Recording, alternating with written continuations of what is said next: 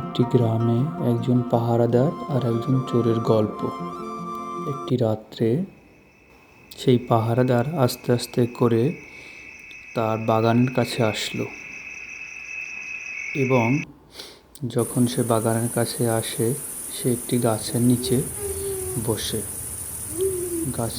বসে সে একটি গান গায়।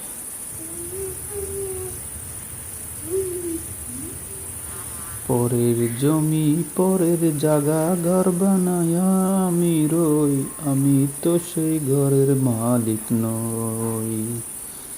পরের জমি। গান গেয়ে পাহারাদার ঘুমিয়ে পড়ে। চোরটি এই ফাঁকে এসে দেখলো যে পাহারাদার ঘুমিয়ে পড়েছে। হঠাৎ সে ঘুম ভেঙে হাঁটতে শুরু করে। মনে পড়ল, আমার বাগানের আমগুলো চুরি করতে হয়তো চোর আসতে পারে। বাগানে গিয়ে দেখলো সে চোরটি এক কোণে বসে আছে এবং তখন সে চোরটিকে খপ করে ধরে ফেললো।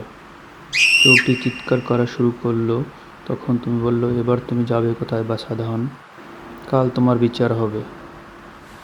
তারপর সব গ্রামের লোকজন ডেকে গ্রামের মুরব্বীদের সাথে নিয়ে তারা বসলো চোরটির বিচার করার জন্য। পাহারাদার কিন্তু চোরটি বলল, আমাকে ছেড়ে দিন, আমি আর জীবনে কোনোদিন চুরি করবো না, আমি ভালো হয়ে যাব।